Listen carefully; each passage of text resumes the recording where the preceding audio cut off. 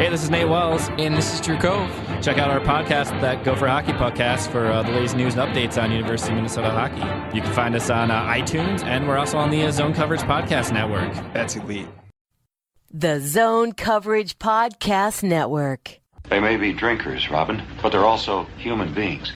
Hell yeah, let's get stinko.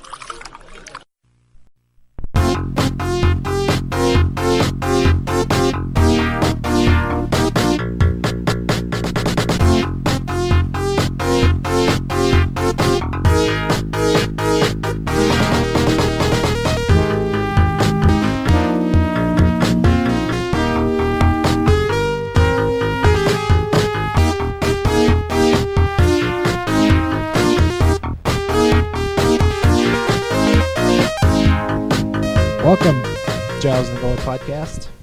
Back in the Burnsville studios on this gloomy Sunday afternoon in the Twin Cities. I am your host, Giles Farrell. Sitting next to me, not as always, is Brock, the dog, but on the other side of me, as always, is Ben Remington. Hello. Ben, Brock is a big dog. He is. I'm just putting this out there. He's a little scary because he looks very wolfish. Yeah. He He's gets a little large, excited. but yeah, he seems to be lovable. Yeah, no, he's very docile. As soon as, when people arrive at my house, that is very much not docile. And then after about 45 seconds, he's totally fine. Just fine. Yeah. I don't know. That's opposite my dog, who is never okay with strangers entering his house. So For any period of time? correct. Gotcha. Trying this thing where we associate guests coming over with just feeding him treats. Yeah, that works. It's working, but he still doesn't want any attention from our guests whatsoever. So don't touch my dog.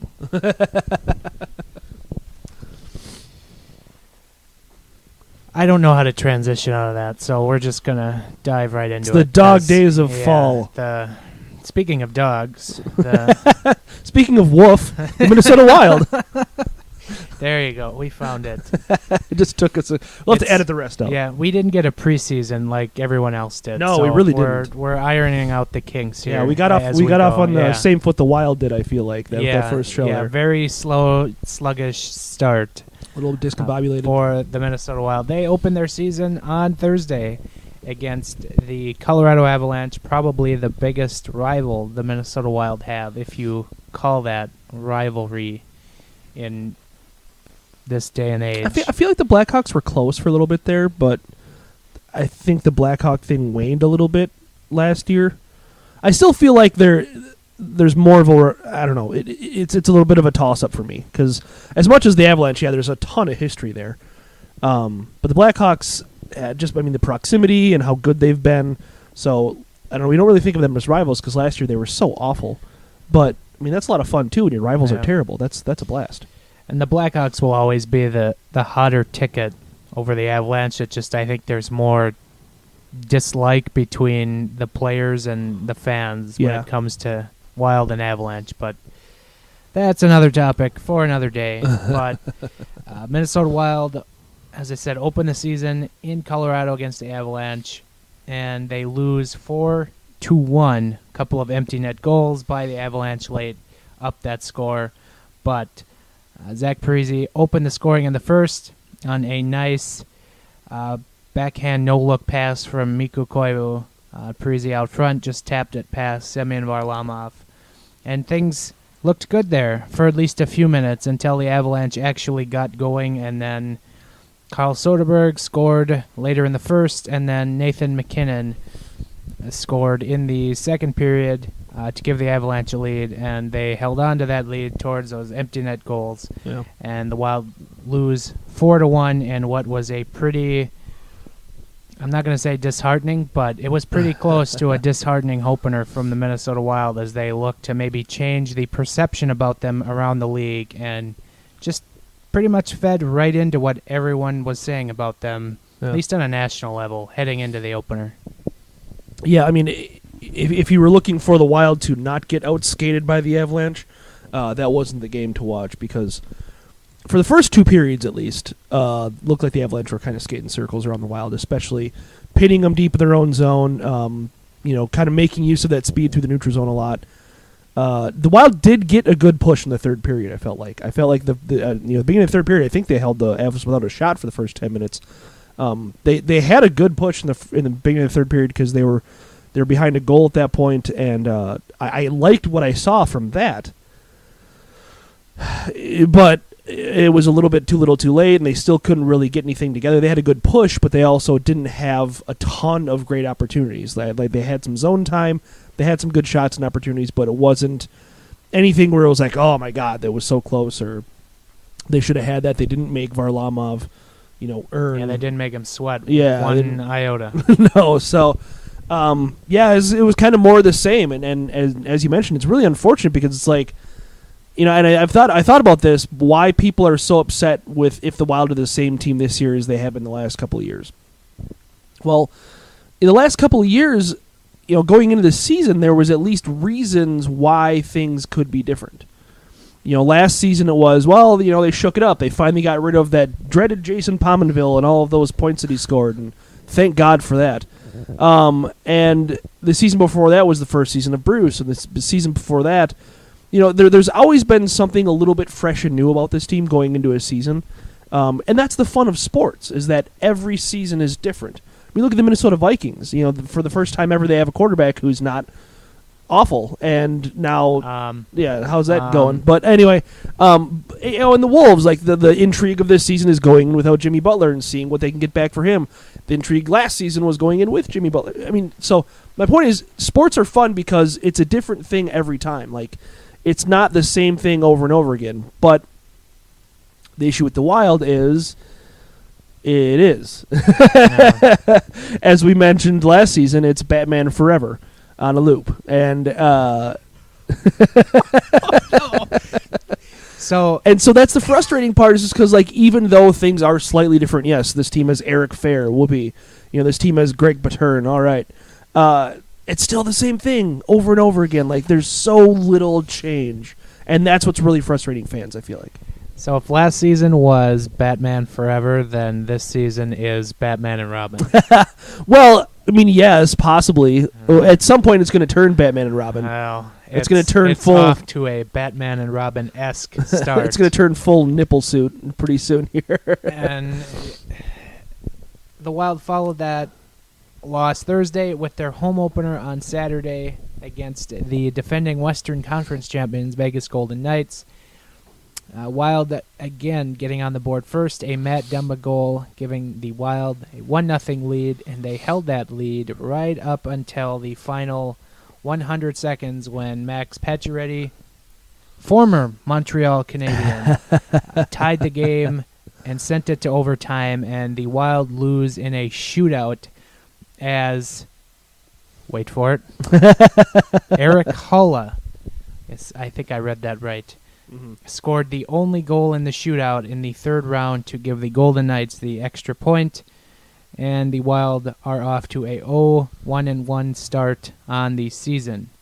Yeah, I rewatched the game, and it was as bad as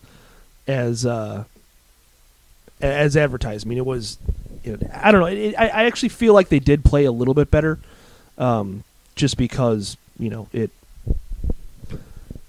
it was a little bit better than the effort in Colorado for the first two periods, because what wasn't? That was so anyway. So I do feel like they played a little bit better. The whole first goal thing, it was kind of funny. I rewatched the game this morning, and Tony Pants was talking about how important that first goal is in the NHL. And wow, is that working out swimmingly for the Minnesota Wild right now? 2 games in, but I just I don't know. It just more of the same. They played Vegas well, but they played them well all 3 times last season too. So, it's really tough to think. Marc-Andre Fleury did play a pretty solid game, as did Devin Dubnyk. he had 41 saves, I believe. So, again, that's as I mentioned on the Facebook recap, that's the one positive that you can pull from the first 2 games. Is Devin Dubnyk, because he's the only thing that really matters at this point. He's the only thing that's really kind of a silver lining. I thought Vegas was again kind of skating circles, not to the extent that the Avalanche did around the Wild, and that's only concerning in the fact that you can be a slow team and be successful in the league, but the Wild haven't done a whole lot well to, kind of take away from that fact that they are slow. And you think of things you need to do well when you're not a fast hockey team. You need to have good goaltending, which they've gotten. Yeah. You need to have good defense, which I'm not going to say the defense has been great, but I think they've been pretty serviceable here in the first 2 games. Mm-hmm. And then the other thing that really comes to mind is you need to pass and control the puck really well, because you're not just going to give it to a wing and fly up the ice and, get a shot on goal. They only have one winger that can do that. And, if he gets shut down, then, you gotta control the puck. And the Wild have been horribly, horribly sloppy with the puck. And big reason for that has been their breakout passes have been awful. Yeah. Passing from the defensive zone to the neutral zone has been awful in both games. And when you're turning the puck over in the neutral zone, all the good goaltending and defense that you can ask for, is going to it's going to catch up with you at some point. And I can't believe I'm saying this, but this team almost looks like they needed more preseason reps to iron that out. But here we are 2 games in, and it just, I don't know, it just seems, I don't know. I don't want to say that they seem stale and it's only 2 games, but man, these guys just seem so stale with how they do things. And I don't know. It's tough not to be concerned moving forward. Yeah. No, I totally agree. It's hard. It's the staleness, I think, is the biggest issue. Like, this team could still be a 90-point team, and I feel like people would still be very, very disappointed in them because it's the same team over again. Like, this team would have to be a division championship winning team in order for anybody to not be upset with them, I feel like. Which is kind of a high/unfair threshold, I feel like. Especially given the other talent in the division. Like, you're expecting this team to be better than the Jets and the Preds, and it's like, I don't see that, and people's expectations, I feel like, are maybe higher than they should be if they're that disappointed with a team that's going to eke into the playoffs. Like, yeah, I know, I would like to have everyone wants to have a better team, but they're not. Like, I don't know, complaining about the same roster and imagining it to be better just for no reason whatsoever. I don't know. It's people are setting themselves up for disappointment by expecting anything more in this team than what they are right now. We have football here on in the background as we record, and we just watched Blake Bortles throw a pass off of his offensive lineman's helmet. Yep. And went straight up into the air and into the opposition's hands. Yeah. And that's a perfect summary of the first 2 Minnesota Wild games. Well, and slightly before that, Blake Bortles threw an interception to a 300-pound defensive lineman. So, also a good analogy, I feel like. So now, after these 2 games in which the Wild have had some concerns with their play, they get 5 days in between games. Or 5 days till their next game. Yeah. I shouldn't say in between. They have 4 games in between. 5 days till their next game. Is this good or is this bad? I'm going to go bad. For 2 reasons. One being, it seems like, as you mentioned, they need the reps right now. It'd be nice to say, 5-game or 5-day break. Like, you can reset mentally a little bit. You can... Yeah, I don't know if they need to reset mentally. I don't know if they're in that much of a bad place mentally at this point already, that they need some kind of mental reset. I just think they need more reps. I just think they need more time to come together a little bit because obviously, what little everyone played in the preseason didn't do them a whole lot of good because they look like they're all new teammates out there. And for the most part, the top 9 is largely the same guys that were on the team last year. Greenway didn't spend much time, I realize, but... Otherwise, the top 9's exactly the same. And So it's like, and those guys have been playing together for years. They shouldn't look like a new team. Also, second reason is Devin Dubnyk. I mean, you don't want to give him any time to cool off because he's been great. And if they're going to win games right now, it's going to be because of him and the offense being a punching Judy, instead of the other way around where, the Wild are not going to win a game in spite of Devin Dubnyk right now. I mean, they need to keep him in the lineup and hot and playing, and, not to say that a 5-day break is going to dump a bucket of ice water on him, but you just don't want to run that risk because you come back on Thursday and he is ice cold, then, well, I mean, you've kind of piddled away the hot start that he was off to. So I don't know. It just seems like I'd like to see them keep playing that, and damn well they're going to have how many back-to-backs in the month of March instead of playing a game on Tuesday night this week as they should be. And that's just frustrating as a fan, and it's been like that every season now. Also, not to sound any alarms, but the line of Charlie Coyle, Joel Eriksson Ek, and Jordan Greenway has gotten off to such a poor start as you could even imagine. As best exemplified on Thursday night, that line combined for a Corsi 4 percentage of, drumroll please, checks notes, reads it again, 0%. They had no shot attempts. That's what that means. That line in 3 periods had no shot attempts.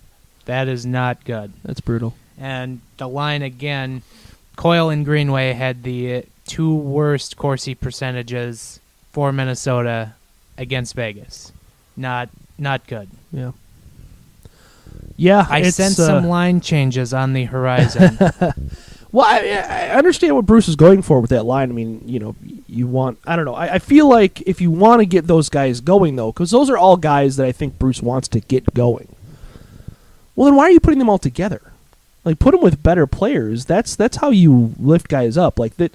In theory, yeah, it'd be nice if all of them could suddenly start playing better all together, but I feel like you'd be much better off spreading those 3 guys out along the first 3 lines. Giving Joel Eriksson Ek some wingers that are having some success, giving Charlie Coyle a center that is doing well at distributing the puck. Same thing with Jordan Greenway. Like, it just feels like I'm not saying one of them should be on the first line or anything, but maybe you give it a shot. Maybe you see what you can do. I mean, we know that each one of those guys has enough talent to play almost anywhere in the lineup. I don't think Joel Eriksson Ek is a first line center for anyone, but putting him with guys, that's the nice thing about the Wild is that they don't have earmarked first line guys. And Eric Stahl is their first line center, but you could have anybody on the wings with him. You can make an argument for Nino, Zucker, Granlund, even like I said, even Coyle to a lesser extent. You could do that. I don't know. It just seems to me like that might be a better way to go. Also, here in the first 2 games, we've seen Brian Suter return. Just kind of some general thoughts that I've had on Suter is I haven't really noticed a difference in how he skates or positionally. But the one thing that really is kind of stuck out, and this is going to get better over time, but he just looks like someone who didn't play hockey from the end of March until 2 weeks ago. Yeah. A guy who hasn't really picked up a stick because I felt there's just a lot of touches on his part with the puck have been not good, and that's really the only problem I've had with him. And like I said, it's going to get better over time, but just how he handles the puck has been pretty shaky here in the first 2 games for him. Yeah, I don't know what you've thought of him, but just throwing that out there for kicks. Yeah, I mean, you haven't really noticed him as much, and what you have, he's kind of blending in with the rest of the team, not playing particularly well. And so that's kind of what I've noticed about him is that I haven't seen him be kind of that steady, reliable, breakout guy. Where, like we said, breaking out of their zone, they look terrible recently, and he's been a part of that. And so that's been something where it's like you don't necessarily notice how poorly he's playing. But the fact that he's blending in with everyone else not playing very well either is kind of a sign. Any other thoughts from the first two games? I mean, it's not into panic mode yet, but it's not certainly good what we've seen in two games. No, I don't really have much else. I just think it kind of is what it is at this point. It's unfortunate. Maybe we'll see this team hit stride at some point. I'd like to think that we will. This team usually does get hot at some point. Maybe we'll see that, but until then, it's just like, oof. It's so hard to get excited about this team, and especially the way the last season ended. With getting completely throttled. I mean, not even looking like you belong in the playoffs in those 5 games against the Jets. It's not good. It's not good to have that still be the last thing that you remember about this team and what you're carrying into this season. And then this season is starting off the exact, kind of in the exact same vein. So as we brought up before, the Wild now have 4 days off, and then they play again on Thursday at home against Chicago Blackhawks, and at home again on Saturday against the Carolina Hurricanes. That's their schedule for the week, and a lot to work on in these 4 days, no doubt, for Bruce Boudreau and company, but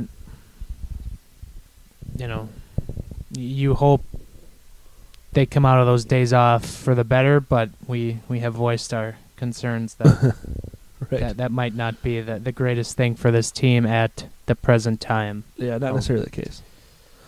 It's interesting, and the Blackhawks and the Canes. I mean, that really should be kind of chances to be better. They played the Avs. They aren't very good against them. You kind of expected that outcome a little bit. Vegas, even though they played them very well, Vegas was in the Stanley Cup final last year. And Vegas is a very, very good team, and they added players, since that Cup run. So now you've got the Blackhawks, sans Corey Crawford still, which is, the not Hawks. And the Hurricanes, which, is always a chic pick to finally make that next step, but then it never really seems to happen, and it's just kind of a little bit of a front office dumpster fire there.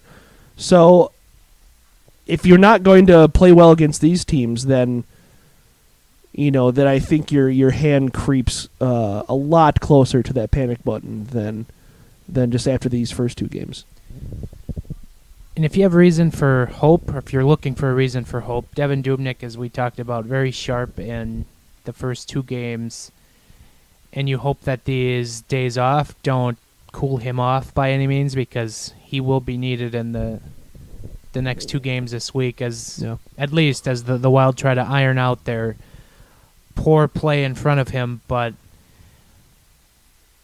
it looked like the Devin Dubnyk from when the Devin Dubnyk from when Minnesota first acquired him, in that he was seeing everything, and he was just razor sharp, making glove saves, the pad saves. He is on, and he does have those little stretches where sometimes he just misses a puck, or a puck just goes through him for whatever, and it kind of gets into that same territory where somebody just floats by him and he feels a breeze. He complains to the officials about it.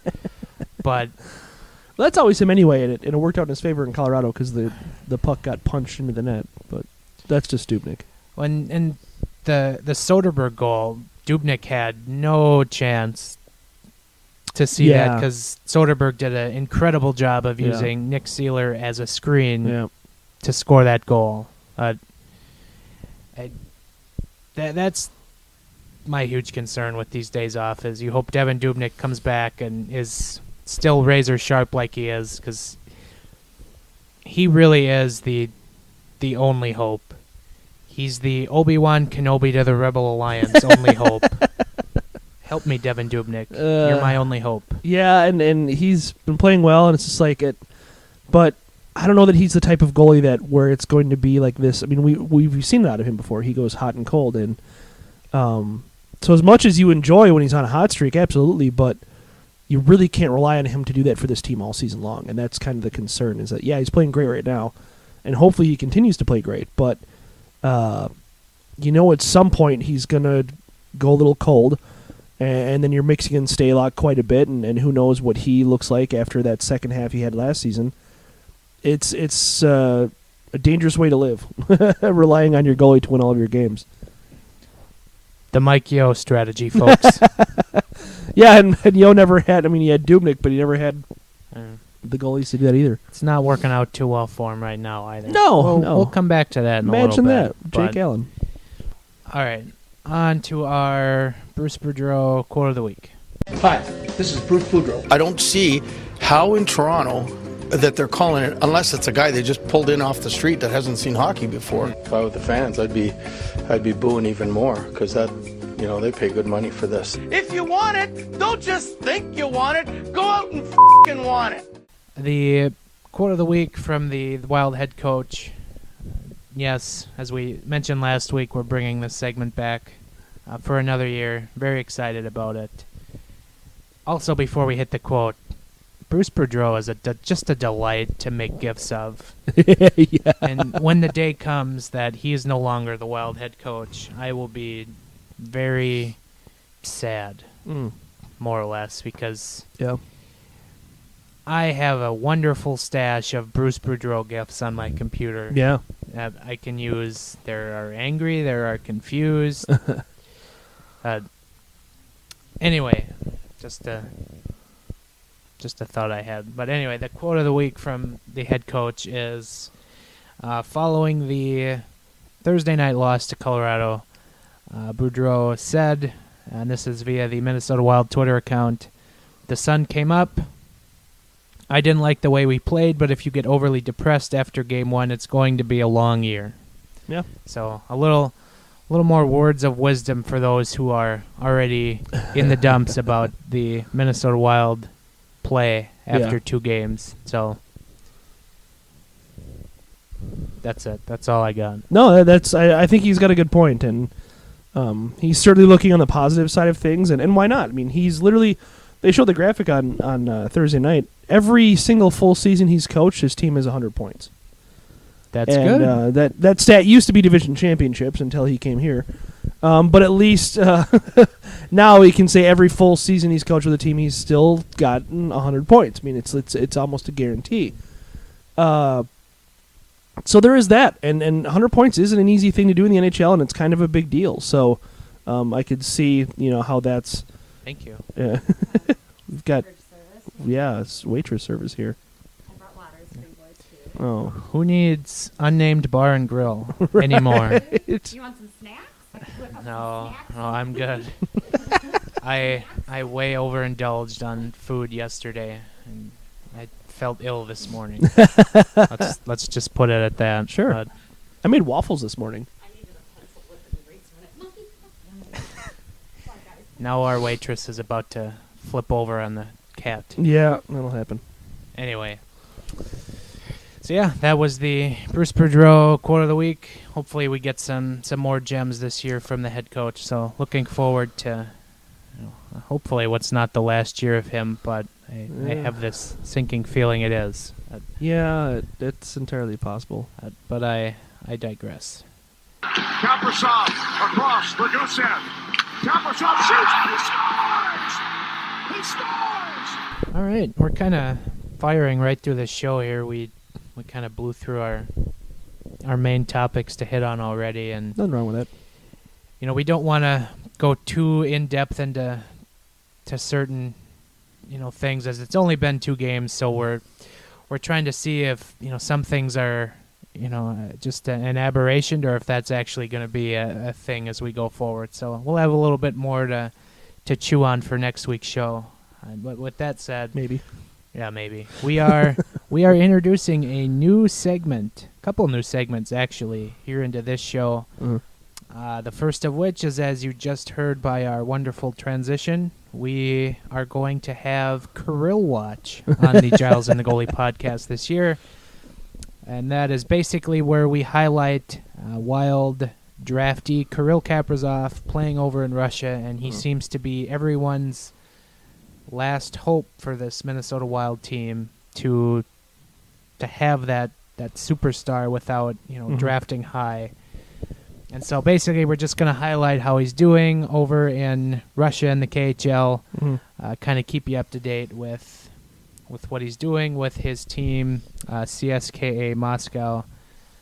And so far, here to begin the season, Kirill Kaprizov in 14 games for Moscow has scored 5 goals and added 3 assists. Just a little bit off of his points per game pace from last year, where he finished with 40 points, but I can imagine that he'll be making a strong push here to go over that points per game pace. He's only at the ripe old age of 21, so there's plenty of time for him to pull it around. Yeah, and our friend Tony from The Athletic, as we mentioned last week, Tony Abbott, attempted to start a how many retweets to get Kirill Kaprizov over to the United States by tweeting at CSKA Moscow. So we'll see if they ever reply to that. Did he tweet it in English or in Russian? They might not have understood what he was asking. Well, I think they have an English language account. Okay. Maybe that's what he was tweeting at. Yeah, that's a good start. So I don't know if that's some intern in Moscow that's taking English or what. If that doesn't work, just fire it into Google Translate like I do, and they'll figure it out. Yeah. Every app has a translate option now. I mean, it should be easy. Yeah. I love when I read a tweet and it says translate from Hindu. Yeah. And it's something it's like, something in it's English. just like, it's just basically like a Russo tweet saying need a rider to the box for hooking. Yeah. And it's just like, there's no Hindu in there. Did you think Niederreiter was Hindu? It's actually Swiss. Yeah. Yeah, I get that sometimes, especially when you abbreviate things. You'll say like something along the lines of, I don't even know what, like Dubes something, and it's just like, oh, translate from Finnish, and it's like, no, we've got enough Finnish around here. And then the other thing we're going to introduce that'll always follow the Kirill Watch is we're going to highlight some Minnesota Wild prospects or other Minnesota Wild prospects, but since really no Wild prospects, with the exception of the Iowa Wild, has started, kind of limits what we're going to do this week. But checking in on the Iowa Wild, they played a game. Yeah. They also won a game. Yeah. They're 1-0. They scored 4 goals to 1. I don't remember. Sorry. Yeah, I think it was 1, yeah. Yeah, 4-1. The Hamburger had a hell of a game. Imagine that. I can't wait for that Iowa Wild Hamburglar promotion night. I'll have to head down to Des Moines for I that. will be on the next car ride down there. So goals by Ryan Murphy, Landon Ferraro, Jerry Fitzgerald, and Kyle Rao. So Jerry time, baby. Yeah. None of them are certainly big names for the Wild as far as from a prospect standpoint. Luke Cunnin has not returned. He's close, though. Yeah, he's close, and it sounds like he's skate test. What it sounds like, he's going to go straight up with the big club. I mean, they're talking about him so much that it sounds like he's not even going to spend some time in Iowa, which is great, and I'm fine with that. But it's like, how much playing time is he going to get on the big club right now? I have reservations. That would be my about concern. Yeah. So, it's entirely possible he goes down to Iowa. Another thing is the AHL debut of Dmitry Sokolov. He fired a shot, but did not score. But very exciting to see him that much closer to playing with the Minnesota Wild. Other than that, pretty nondescript. Only one game out of Iowa. The junior season has not kicked up as of yet. The college season just got underway. I don't think there was a whole lot done by Wild prospects. I saw a positive tweet about Jack Sadik from our friend, our Joey Bishop, Nate Wells, last night as they played up in Duluth, but that's about it. So I don't think there's a whole lot of Wild prospects in college that have done a whole lot considering the season just began. And to follow that up, nice opening night win for new Iowa Wild head coach Tim Army. Yeah. As he replaced Derek Lalonde, who left to take an assistant coach job with John Cooper in the Tampa Bay Lightning. Yeah. So good for Coach Lalonde. Mm-hmm. And also a big first game for the Minnesota Whitecaps. They played on Saturday night. Yeah. Or Saturday afternoon, actually. over the defending champs. Yeah. Big 4-0 win. Yeah, so very cool to have them kind of kick off. You saw the Wild and them kind of trade a couple of tweets congratulating each other on home openers and wishing each other luck, and it's good they're going to have a working relationship. That'll be nice. I think a very good thing for Minnesota hockey fans if they can have more of those doubleheader type deals. That would be pretty cool. Tria rink sold out first 2 games. 1,200 I believe. people. Yeah, that's very good. And as you said, it would be cool to have the Wild do like a doubleheader type where, you can go to the Whitecaps game before and then the Wild game after. And hopefully that'll be something that comes along here sometime down the road. But no, sure. really, really excited to see that. So another new segment we are introducing here is, we're going to call it Central Intelligence. Or maybe we'll come up with something more crafty than I've that, already seen Central Intelligence somewhere else. Is that a bad thing? It's something that we have used before too. Yeah, you have used it like at least on websites. It's I don't know. I'll think of something better, but it's just so easy right now. It is. I don't know. I guess maybe easy isn't good, but whatever. Anyway, basically we're just gonna run over the Central Division, check on how everyone else is doing here in the last week, and just kind of keep you in the know of what's happening with the Wild's direct opposition as they hunt for a 7th consecutive playoff appearance. And to update the Central Division, Dallas Stars under new head coach Jim Montgomery off to a blazing start, 2-0, 8 goals for, 1 allowed. Sorry, I'm just reading that right off the standings page. Sure. But that's got to be very exciting if you're a Stars fan. As last year they played Ken Hitchcock hockey, which isn't exactly high event hockey, and to have especially only 1 goal allowed with that defense and goaltending, a big 5-1 win over the Jets on Saturday. That's impressive. Good for them. Avalanche also 2-0, 4 points as they won over Minnesota, obviously, on Thursday, and then they defeated the Philadelphia Flyers on Saturday. Chicago Blackhawks, also 2-0. They had wins over the Ottawa Senators, Patrick Kane overtime goal, and then a win over the St. Louis Blues on Saturday night with a Jonathan Taves hat trick. Wow. I didn't know he was still capable of such things. He's coming back, I guess. When you play against Jake Allen, anything is possible. And that's true. He could either let in 7 goals, or he could be the next coming of George Vezina. So you don't know what you're going to get. What you're going to get. Yeah. And then you got the Winnipeg Jets with 2 points at a 1-1 record. And then you have the Minnesota Wild and the St. Louis Blues, 1-1, each with 1 point as they enter play on Sunday afternoon. So that's kind of the look around the Central Division. I haven't done a whole lot of research on the other Central Division teams, but the only one that's kind of stuck out was the Chicago Blackhawks, who, like I said, big contributions from John Taves and Patrick Kane, and they're going to need those guys to carry them all year if they want to sniff the playoffs again. So. Yeah, because I mean, at least until Corey Crawford comes back, and he's set to come back soon. But Cam Ward leading a team to the playoffs is just not something that you hear, at least in the last decade. So, yeah, and also, quite frankly, it's got to be concerning that the Dallas Stars look this good. We knew Jim Montgomery was a good coach. He obviously did a great job in Denver. It's not good for the Minnesota Wild if the Dallas Stars are suddenly turning around and making use of all that offense they have. Because, them and Colorado, and there's only so many playoff spots you can have in one division. And no matter how bad the Pacific is, you still only get 5 playoff spots from your division. So, at most, probably maybe only 4. Who knows? So, yeah, that could turn out to not go well for the Wild if Dallas and Colorado, and Chicago, for that matter, remain to be this good. We'll see how it goes, though. It seems like, maybe more so in the Western Conference. If you get out to a really good start, you're pretty much going to be locked in for the playoffs.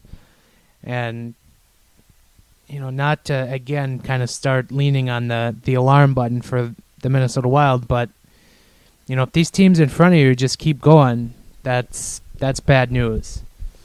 And, yeah, you're already chasing the teams that were kind of locks for the playoffs, with the exception of Chicago and, Dallas maybe on the bubble.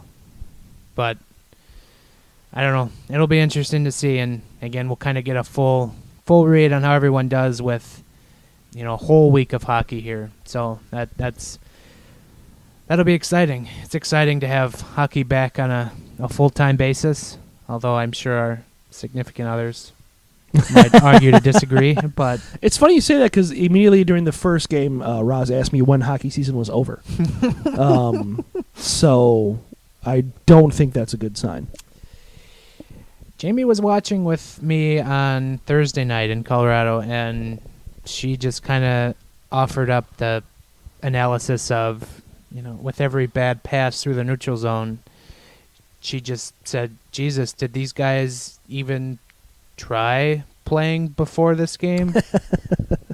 I'm guessing that's in reference to they just kind of rolled in from summer hiatus and tried playing. Wasn't that a joke in D2? Something along the lines of they didn't practice all summer long or something like that. They look like kind of horse crap. And oh, yeah, maybe like right in the beginning. Yeah, Coach, I think he says it to Averman. I think he says, you guys even practice it all this summer? And everyone goes, oh, yeah. Speaking of about that. Speaking of the Mighty Ducks, what a wonderful piece in The Athletic on the origin story of the Mighty Ducks. Yes, I would highly recommend reading that if you haven't. Mm-hmm. But yeah, it was very interesting to see all the different twists and turns that it. I mean, not twists and turns, but like how quickly that stuff came together and how outlandish it was at the time. And they basically got handed a team in, I think it was January, and started playing in October, and it was just like, man, it's just wild to think about nowadays, because they already had a venue built. So, they were just kind of waiting on a team. And I still call it the pond. Yes. And, to have, make basically Michael Eisner, the CEO of Disney at the time, basically just say, like, we really appreciate all that Anaheim has done for us and housing our Disneyland and all that jazz. We wanted to do something for them and looking at it as more of a break-even venture that they could have fun with. And very, very interesting on the background workings of how the Ducks ended up in Anaheim. Oh. No, very, very good read. Highly recommend. And my other thought before I wrap up the Central Intelligence Report was I have to ask, did you know that the NHL went overseas to Sweden to open the season? Yeah, I had heard about it. I didn't see or watch any of the games or anything like that, but I do recall that being a thing. I just didn't really care. Yeah, that's exactly how I felt about it. Especially when you send the Oilers overseas. Like, let's be honest, they're sending McDavid over. I get it. Hopefully they didn't wear their orange jerseys. I'm sure they did. Ugh. All right. Speaking of jerseys. Here to start the third period. What team is this? It's not Team USA. Well, yes, it is. They've got on new uniforms. They're wearing the logo of the Duck. I've never seen this before. So, as we look into jerseys, this week we're going to talk a little bit about hockey again, and then next week we're going to kind of branch out and start looking at other teams, leagues, as I don't know, we've kind of run the hockey one pretty well good into the ground here, so we're gonna branch out a little bit. Yeah, we're still gonna talk hockey jerseys all season. They'll still be in there. But from time to time we'll jump into different things. We're expanding our knowledge. Yeah, and so we're just having a little bit of extra fun tackling topics that we hadn't really tackled before versus. For the last couple of seasons, it's always been about the third jerseys or jersey histories, that kind of thing. Right. So if you do not like jerseys and jersey talk, feel free to shut the podcast off now. It's at the end for a reason. Yep. And gotta have that filler content somewhere, folks. And we like talking about it. So and apparently people. From what we've heard, at least from what we've been told, people enjoy listening to us talk about it. Shockingly high percentage of our survey that we had people take before the season said they they enjoy this segment, so that's good, I guess. Giving the people what they want. Yeah. So this week's topic is kind of looking ahead to maybe next year and what we could see again from new third jerseys, as not everyone released one this year, but we reference one of our favorite sites, NHL Uniforms, and looking at what we could potentially have, what jumps off the page at you. Well, I mean, there's a lot. I'd say it's roughly about half the teams came out with third jerseys for this season, which is about right. Obviously, locally here, we've been told the Wild are waiting until next season for a third jersey, which is totally fine. It'll be a brand new design though, so that's fun and exciting because they don't really have a rich throwback history to lean on. So yeah, I don't know. There's a handful of teams that where they're you're just kind of waiting on some interesting ideas to come from them. A couple that jump out to me. I think the Kings have a lot they can go back on. I think there's a lot of throwback stuff that they can do. In my third jersey series this summer, I went with a new design, but a lot of old elements to it. It was almost like a throwback mashup type thing, because I think they have a lot to pull from there. Another one that I'm kind of interested for, because I really liked my design for it, was the Predators. I'd really like to see them introduce a navy jersey, just because anything is better than the white or the yellow that they wear. So that would be something that it jumps out to me. And there's some other interesting ones. I mean, you're very interested to see what Vegas does, seeing as how they don't, they're kind of an upstart. Interested to see what the Sabres do. They've got a lot to work with, and we were promised royal blue out of them before this Adidas takeover, and that didn't happen. So it'll be interesting to see where they go with that. But that's just interesting to see. I don't know. The Wild jersey, it feels like it's going to be a green jersey as well. Is that kind of the vibe? They sent out the thing to the season ticket holders, or they had an event at the X where it was like, here's 2 green jerseys and a black jersey. What do you like? And it's like, I mean, I don't know what the hell they would be doing with a black jersey. That just doesn't make a whole lot of sense to me at all. Black is nowhere near their color scheme whatsoever. I don't understand. It's probably a good thing. The news, the lead from that is that they're not rolling with a red jersey again. Which I think that a lot of fans are still just kind of jaundiced to the whole idea of a red jersey at this point, just because nobody really liked that red jersey as it kind of went out of style, so that's a good thing. But I don't know. I'd be interested to see what they end up doing with the green jersey. We're pretty positive that the M logo is going to be probably featured prominently, if not the definite crest logo. I think that would be a good look. I think that would be a nice bridge back to those green script jerseys that everyone liked so much. I think just trying to scan other teams, I feel like it's kind of tailor-made for the Chicago Blackhawks to go with a black third. Yep, as they have before. But, I mean, when you play in an outdoor game every year, you don't really need to introduce a new third because, you're in an outdoor game. Yep.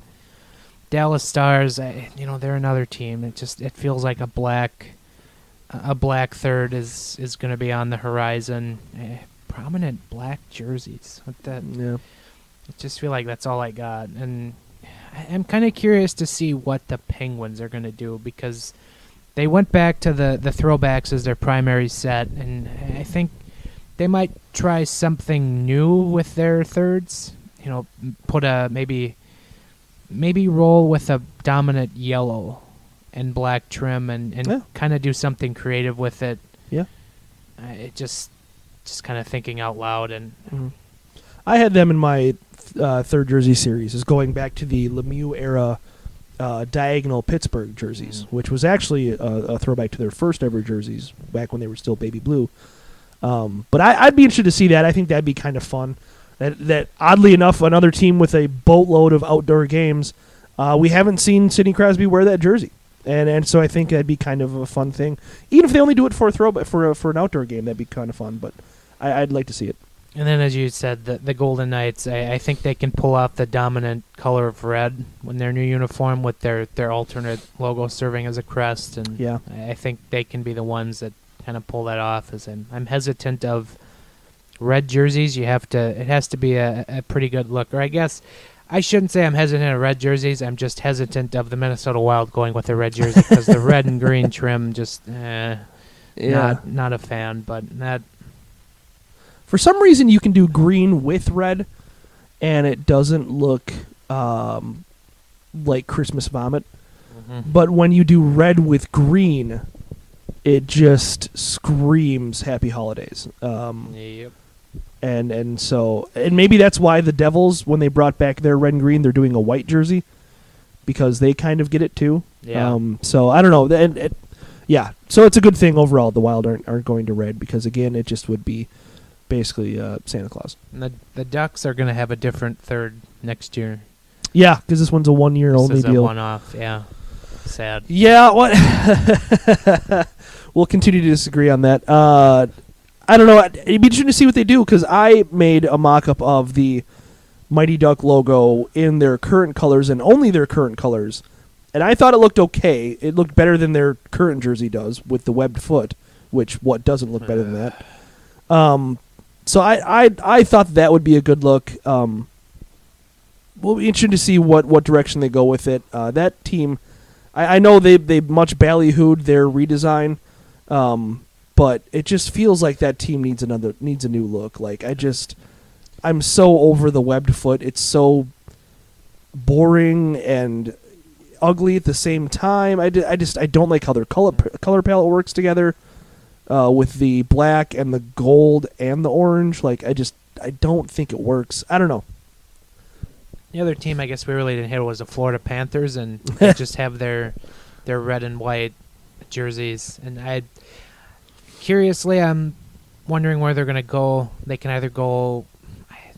Would they be innovative enough to go with primary gold? Because they've tried the navy look before. Yeah. But I don't know. The Panthers like to certainly try different things comparative to the rest of the league. So sure, I'd be interested to see where they go next. But, sure. You never know. Yeah. And breaking news: Luke Cunnin has been reassigned to the Iowa Wild, which means there we go. he'll be cleared to play pretty quick. Yeah. So. Yep. Yeah. No, that makes a lot of sense. So we talked about it. It seemed weird to both of us that they were, because it was on the broadcast last night. They were like, "Oh yeah, Luke Cunnin, he's almost back," and it's like, wait, he's going to be with the Minnesota Wild? Like I don't. It's better that seems to surprising let him to me. kind of iron that out in Iowa, and then if he does really well, you can recall him. But let him get back up to speed in Iowa. That's why it's there. Don't force it. Yeah. So especially with the team struggling. All right, that can do it for this week's show. Like I said, next week we'll have a few more Wild topics to touch on, as we'll kind of see what's a trend and what's not, and it just was a little lighter this week because we didn't want to, wade too much into the deep end just yet with only 2 games under our belt. So that's kind of why we blew right through the show. Mm-hmm. So any last thoughts before we call it a week and watch the Vikings get pummeled by the Eagles once again? Yeah, screw crowd chant. Oh, that's my thought. We didn't even hit that, but woof. Yeah, between crowd chant and Anthony LaPanta's goal call, I don't want to see the Wild score at home. I just well, I got good news for you. Yeah, they're not off to a great start in that department. I was, like I said, rewatched the game this morning, and first you get the goal force thing from Tony Pants, and then effing crowd chant fires up, and it's just like, ugh, this is like I don't know. Not that it's forced, or it's kind of forced, but it's not a lot of fun. It's just not audio appealing in any way. I was hoping they'd be a little more innovative with their goal song selections to let fans vote on, but no, they picked crowd chant and then some crappy off the wall song. They're like, well, this is different. I think it'd be interesting. Yeah, you picked it because you knew nobody would vote for it. Yeah. Don't even feed us that line. It was tailor made for crowd chant to come back. Oh God, yeah, it was. I don't know who. Somebody have some vested interest in Joe Satriani's royalty checks or something, or what's going on, but it's really irritating. Joe Satriani, still relevant, folks. That's a good one to go out on. I didn't even think of the great goal song debate, but well, I mean, we had to at least touch on it. Yeah, I think I just buried it in the back of my mind because I did not want to talk about it. Yeah, I don't blame you. It's too much. It's a goal song, whatever. At least that's the one thing the Buffalo Sabres did right, was they went with a pretty unique goal song when they score. Doesn't happen much, but it's Let Me Clear My Throat, isn't it? Yeah. Yeah. That was a good one. That's fun. Be innovative. That's what Try teams should something do. Different. Yeah. They should have fun and not worry about if their fans know how to sing along to the song or not.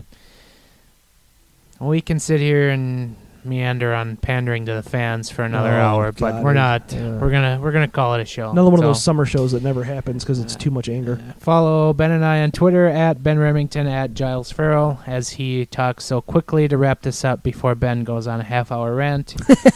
We contribute to a website called Zone Coverage. Go to zonecoverage.com/wild for our wonderful takes. You can find this podcast on iTunes, SoundCloud, Libsyn, Stitcher, iHeartRadio, all that good stuff. If you listen on iTunes, please leave us a rating. Helps prop up the show. So we appreciate those who have already done that. And yeah, that will do it for us. We will chat with you again next week. Later.